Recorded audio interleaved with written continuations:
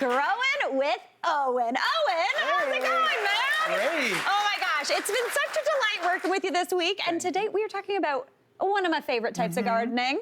Edibles? Edible gardening. All the things that you can eat. Yes. This is the stuff that I like taking care of because it takes care of me. That's right. Yeah. To me, this is maybe the most rewarding kind of gardening because you get to eat it at the end, and I promise the stuff coming out of your garden tastes better than what you're getting anywhere else. Oh, totally, totally. So the first thing you wanted to chat about when we're talking about kind of these edible gardens is spacing. Oh, it's so critical. It's more important with edibles than anything else. And again, the most common mistake is overplanting. So you go to the shop and you're like, oh, here's just a little pack of lettuce. Yeah.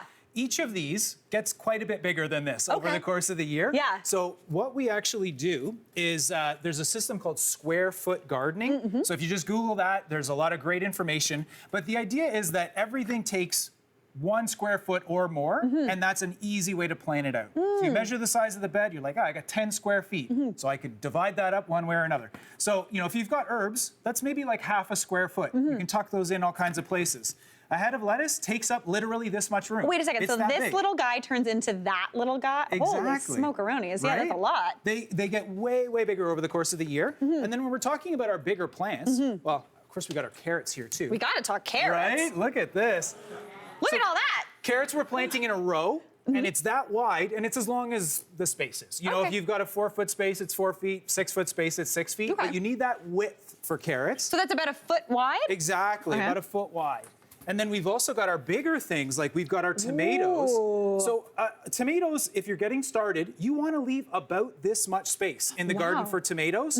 When you get better, you can put them a little tighter, but it makes it easier on the maintenance. And something like bush beans, or in our case, we've got zucchini, these are about the same size. Okay. So these need more room. You want to give them more space because they get big. Now, if we don't have a fancy printing house to print all of our cool little squares, can you just do this with string, kind of figure it out with paper? Absolutely. So we've kind of got that a little bit here. You can mark out little lines in the bed, but do measure it. It makes a big difference. Yeah, I like that. And then that way you're not going to end up with a crazy jungle that's hard to maintain later on. Okay, right on. So we're planning out this garden. How would you kind of plan this baby out? So once we've figured out our size, we also need to figure out the sun. This is a really important consideration. For the most part, everything you eat wants to be in full sun. Yeah. But some things can take a little bit less. So what we've got, you need to understand, so we've got a great little diagram here. So there's the sun, the carrots, the bush beans, the tomatoes, the sun is gonna hit them. They're getting sun basically all day. We've actually got the lettuce, this is a tricky one, tucked in behind the tomatoes. Yeah, that's confusing. Right? So, because they're shorter, but the tomatoes grow more slowly. We start with them later in the season. So by the time they're big and making shade, you've actually harvested the lettuce already. It's come out of the garden, you've already eaten it. So it's okay to put these in a spot where you wouldn't do this in August, but if you're doing it in May, works perfect. Which is exactly what we're doing, Right? Owen. Oh man, that's awesome. Okay, cool. So yeah, this is how we're gonna do it. So why don't we start sowing some carrots? Okay. So we've got our carrot seeds here, and these are what we call direct sow. So use a string line. This is like the oldest, easiest trick. It's hard to do a straight line just in the garden. Yeah. Get some string, put it in a line, and then that way you can actually plant your carrots in a row, and it's not gonna be like, your wavy carrot little row line. all over the place. Yeah. So we're just gonna kind of sprinkle these into our little gulch here. That's easy? It's this easy? It is, yeah. Okay. Now we're overdoing it a little bit here. Well, So see, these- I already messed it up. No, it's okay. These are gonna have to be thinned a little bit later on, and then we just cover those over. Also keep in mind, this is very squished. Yeah, This yeah. is very squished. Don't lay your garden out like this. Yeah. But then we've got our things that are bushy. And I should say the shape of how the plant grows, really important. So our carrots, pretty short, it's a root vegetable. They don't get that big.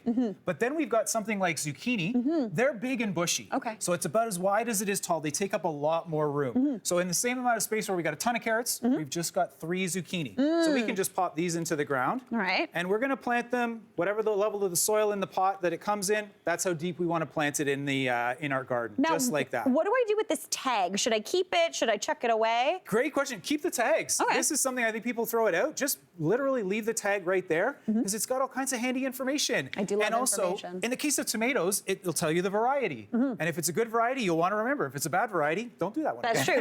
We're not using that one anymore. Exactly. Yeah. So then we've also got things like herbs. Now, herbs are little, so we can actually kind of tuck them in amongst our other plants. And they we harvest them relatively early. So that's going to be before our zucchini is really huge, before our tomatoes are really huge. So we're just going to tuck that in there. It might be a little shallow. Listen, though, that smells real good. I know. I love, anytime I walk by an herb garden, if you ever see me in your neighborhood, I do this just so I can smell it. Yeah. Just to get the waft. Yeah. So this is a little short thing. We tuck it in between. Now we've got something tall, but kind of skinny. So this tomatoes and things like pole beans or what else is sort of a viney thing that we can grow up? A lot of squash you can actually grow vertically. What about like peas? Are peas vertical too? Absolutely, peas. So these ones, if you can grow it upwards, I would say that is a good idea. It is recommended to grow it upwards. The maintenance is easier. It's easier to keep an eye out for bugs, maybe fungus. And then picking the tomatoes later is a lot easier. If you're doing it upwards, is this something you use like that classic tomato cage for? Definitely. Or a stake or netting. It really depends on the kind of plant, but any of those work super well. Do you know what I really like about this? You just got your hands in there and I'm all protected and ready to go. Yeah.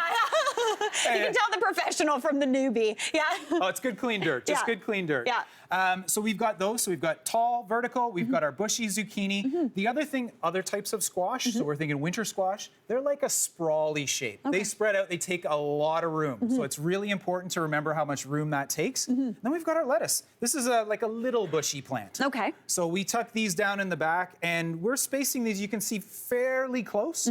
But normally we would have these probably about a foot apart. Okay, right on. And we're going to harvest this in like 35 days, maybe? Is that all it takes to grow a head of lettuce? Lettuce is quick, yeah. So is this something you could rotate so you continually have some lettuce? Definitely, yeah. So at least here in Ontario, you can get more than one crop out of it in a season. So you can definitely get one in the spring, one in the fall. Colder parts of the country, maybe not. But that's where we go for the kales. Right, exactly. Things like that. So we've got all these complementary shapes where we've got the tall, skinny thing, the bushy thing in behind, another bushy thing. And so this kind of layout where you can maximize the space by taking advantage of the sizes and also the sun situation, this is the best way to do it, especially if you're trying to do something compact. Oh, I like that. Now, when you were just chatting about soil in general, and I know that compost is key. Compost. Now, I've been keeping all my scraps all week, all my vegetable scraps to work on my compost pile. Compost is key for those vegetables. Every year. Yeah. Every year we want to add compost to this bed. So either top dress, where you just sprinkle it on top and spread it out, or even mix it in. Either way is fine. But you need to get that organic matter in. These take a lot of nutrients out of the soil every year, and we want to make sure that the microbes and the living things in the soil are happy. Yeah. They pretty much are all eating compost. Nice. So we want to add compost every single year. In the case of containers, if you're doing container gardens, replace all or most of the soil every single year. Really? Because by the end of that season, there's very little nutrients left in the soil, and it gets really compacted. So we need to switch that out pretty much entirely every year. So essentially, these little babies eat all the nutrients, and then we eat it, getting those nutrients, so the soil needs it back. Absolutely. I like compost that. is a great way to do it, and fertilizer is good too. Yeah. But compost is the critical step. Ah, fantastic. Owen, great tips. I'm gonna have the most delicious garden ever this year. Hey, Mary here. What did you think? Drop your comments below, and don't forget to like and subscribe for more of the good stuff.